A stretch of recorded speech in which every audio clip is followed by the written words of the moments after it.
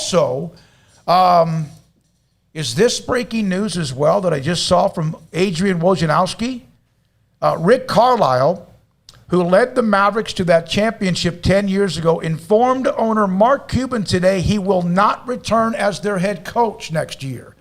He had been the head coach of the Mavericks, 2 years left on his contract, 13 years. Donnie Nelson out, Rick Carlisle out, and there is a mass change in the front office of the Dallas Mavericks. But Tim Cato's article was total BS, right, Mark Cuban? Okay. How much of this could be Carlisle, along with who's kind of trying to call the shots, but also he's just like, wait a minute, Donnie's gone too, right? I don't know. That GMs and coaches, they change all the time.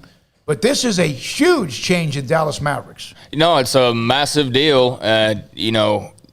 That article the other day, I mean, Mark Cuban could say whatever he wants to. It wouldn't be the first time he's lied.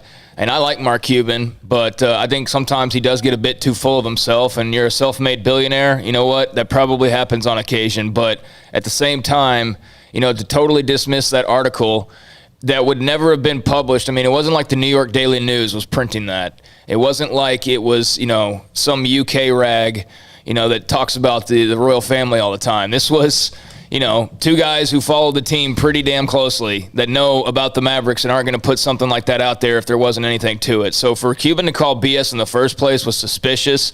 But now, in a matter of 2 days since that article is dropped, or 3 days since that article is dropped, your longtime general manager has stepped away, and now your longtime head coach who brought the only title in NBA history to your franchise has stepped away. So I look forward to Mark Cuban's next tweet. It'll probably be about like Dogecoin or something stupid like that, but it should be about the Mavericks and what the hell's going on in his office, because something's obviously not right. And, you see all the NBA fans, and I mean, most of them are children anyways, or just adults who are basically children. And so like the first 5 replies to this Wojnarowski tweet are like photoshopped Luka pictures in different jerseys, like he's in a Lakers uniform and a Bulls uniform and all that, even though he's apparently set to sign the max extension. But yeah, that's going to be on the minds of Mavs fans for the inevitable future until the waters calm a little bit. And I don't know how you calm the waters. I don't know if it's a matter of just booting this guy out and getting rid of him, which then would raise even more questions, or it's the head coach that you hire. I don't know. Tim McMahon says that there was simmering tension between Luka and Rick Carlisle. I'm curious to see where Rick Carlisle. Let's be honest now. They won it 10 years ago, and they haven't won a playoff series since. Now, having said that, Dirk was still around and still elite, but they started to tear it apart right after they won the the NBA title. But now, I thought that one of the things that there was going to be a change in the Mavericks, it would be that Carlisle might move on, but they all said the right things after they lost that series to the Clippers. If I'm the Boston Celtics and Brad Stevens, who's now their general manager, I'm calling Rick Carlisle right now. They may have, because they have a roster that they feel is pretty good, and Rick Carlisle's a proven championship coach. Well, Carlisle says after a number of in-person convos with Mark Cuban over the last week, today I informed him I'll not be returning as head coach of the Dallas Mavericks. That was solely my decision. My family and I have had an amazing 13-year experience working with great people in a great city. It has been an honor to work alongside Mark, Sent, Donnie, Finn, Keith, Dirk, J-Kid, and every player and assistant coach I've had here. Dallas will always be home, but I'm excited about the next chapter of my coaching career. And yeah, I mean, there's going to be NBA teams who need a head coach that are already on the phone with Rick Carlisle for sure. And I'm not a big Rick Carlisle fan, to be perfectly honest with you. So I wouldn't be surprised if that Luka and him butted heads. Yeah. I wouldn't be surprised if Luka butted heads with this dude in the front office. I wouldn't be surprised by any of that. Rick Carlisle's a bristly dude now. Like, he can almost be too overconfident in a way, like kind of tough guy bully in a way. And it's one of those where it's like he's too smart for you. You know what I'm saying? Like he thinks he's too smart for you. He's very bristly, and I could see how that would wear on some people, definitely. So if that's part of it, that wouldn't be shocking to me. But all this is just very it's just a lot for Mavs fans to try to understand and get through. Because they're supposed to be on the rise with Luka and surround him with all sorts of things. By the way, Luka, on the loss of Donnie Nelson, this is a story from Tim McMahon yesterday, I guess late. Oh, this is this morning. Said it was kind of tough for me. I really like Donnie. I know him since I was a kid. He's one that drafted me. It's tough for me seeing that, but I'm not the one making decisions here. So he's gone. Rick Carlisle, who after they lost to the Clippers, said in a title, in a story, I guess this is the Dallas Morning News, confident about the future with the Mavericks after another first-round playoff loss. And sometimes it's just good to gut it. Yeah, I mean, that's the thing. He's been around for forever. Like I said, he's very bristly. I can see how a decade of that would wear on you ultimately, going both directions. They're not anywhere close to a title right now, although they are as close as they have been probably in a few years. But they do have some missing pieces, and maybe one of the missing pieces is just switching pieces and switching the piece at head coach. So get somebody in there who knows how to utilize Luka and then figure the rest of it out. But that's your bread and butter right there. That young man is your bread and butter if you handle it correctly for the next decade, and that's the part that they can't screw up. All these other pieces, in and out of the front office, on the bench, whatever. I get it, Rick Carlisle's a great head coach, but ultimately Luka's opinion is what matters. And I'm not saying let him hold the franchise hostage, but you definitely make him happy as you can. Well, they got to find the head coach. They got to find whoever's going to be the next president, director of basketball operations. Michael Finley's name's been brought up as somebody in the upper management and administration as well. So a lot going on. Naomi Osaka has pulled out of Wimbledon. She continues to want to just kind of decompress, veg out a little bit, obviously dealing with a lot, as she's mentioned before, when she took herself out of the French Open with the controversy about whether she should meet with the media and the press conference, whatever. So she's taken herself out of Wimbledon, the number 2 ranked player in the world, and obviously a dominant player. One more thing, and then we break. The Bears have been at Soldier Field, Paul, for how long? Almost since their inception. I don't know when that opened, but they've renovated it, and they renovated it a few years ago. Ted Phillips, their president and CEO. We recently submitted a bid to purchase the Arlington International Racecourse property in Chicago. Our obligation to explore every possible option to ensure we're doing what's best for the organization, its future. If selected, this step allows us to further evaluate the property and its potential, and so Chicago could be getting a new football stadium. Which and if means that's the case, will they go dome?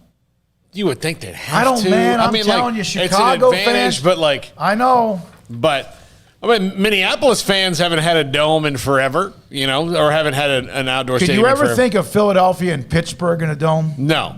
So and that's the way I look at it with Chicago. But I understand they get a Super Bowl. They're not going to get a Super Bowl with Soldier Field. I mean, do they though? When's the last time Dallas had one? I mean, they'll get one, but they'll maybe get one. No, you are promised. I get what you're saying. But when you build a new stadium in the NFL, within about a 4 or 5 year cycle, you're going to host a Super Bowl. That's part of the deal. So you're afraid of the January weather in Dallas, but let's go to Chicago. Let's go to Minneapolis. Let's go to. Part of the thing is Dallas wasn't ready for it. No, but that was 10 years ago. Yeah. One of the things about Dallas as well is that even though there are other places that have 2 large cities combined, Dallas and Fort Worth, they struggle with it. Shouldn't, but they struggle with kind of how they do it. Well, I think Fort Worth needs to branch off from Dallas entirely. I get the whole DFW thing, like Minneapolis, St. Paul, or things like that. But Fort Worth and Dallas are different. And I think Fort Worth is far more of a unique town as far as like what they could present out there. They've got, the stockyards and that whole thing. Dallas is just like it's a cool city, but you can't really put your finger on why or what it's about or like it's, you know what I'm saying? But Fort Worth is has an identity. Dallas doesn't really, to me, have an identity all that much. And Fort Worth, I think, would do well to probably promote itself more so than DFW sometimes. Yeah, and I'm sure that Jerry will talk his way into a Super Bowl again someday. Oh, they have a phenomenal place. It's there for the taking. But part of Jerry's problem isn't even. It's not even anything to do with the stadium or the Cowboys or how the city would present it. It's how ready is the city and state for bad weather, which a decade after it happened, we're not ready for it. Could you imagine if the Ice-Ageddon? Hey, Super Bowl teams, just bring extra blankets because the electricity might go out. So that's part of the problem that the state of Texas will have. But also, Paul, they tried to do too much because that's what Jerry tried to squeeze an extra 15 butts in the stadium, and it collapsed. Yeah, and remember, it was terrible. That was a bad scene. But they, even without him doing all the, that kind of stuff, that's out of his control and all that. But if Chicago has a new stadium, and even if it's outdoors because New York got it, now I realize it's probably colder in Chicago than it gets in New York, even at its, even in, the same kind of time of year when they both get cold, but they're used to that wind, but they're used to it. So again, and Chicago, I'll tell you what, if you told the city of Chicago they're going to host the Super Bowl, they would knock it out of the park. It would be unbelievable. Enjoyed the time we were there. I know it was a small thing, the draft, but we enjoyed it. By the way, Richard Deitch, who covers a lot of sports and a lot of media, Becky Hammon, the time is now. I don't know. Maybe Mark Cuban looks outside the box, and I don't mean that she's not qualified, but that would be a groundbreaking hire if, in fact, that's if she's even on his radar. Well, a couple things on that. I think you consider her.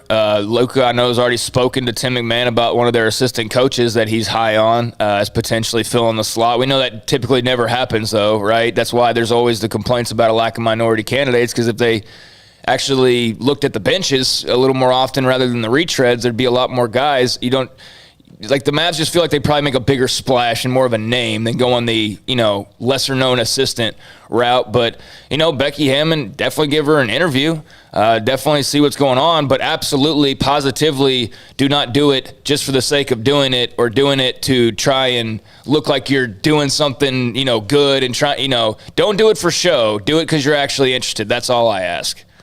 I agree. Do it for what is best. Do it for to save her time. Yeah. Don't fool her. Yeah. It's like when the NFL interviews the minority candidates and they we interviewed that black coach, so now we're done. Now we can really talk to who we want to talk to. Don't do that. Don't interview her just because she's a female. Interview her because you legit think she could be your next head coach. Give her that respect. Yeah, and it's Jamal Mosley is the one that Luka has gone to bat for that Tim McMahon brought up as far as a quote from him. When we come back, Randy Clements, most recently at Ole Miss,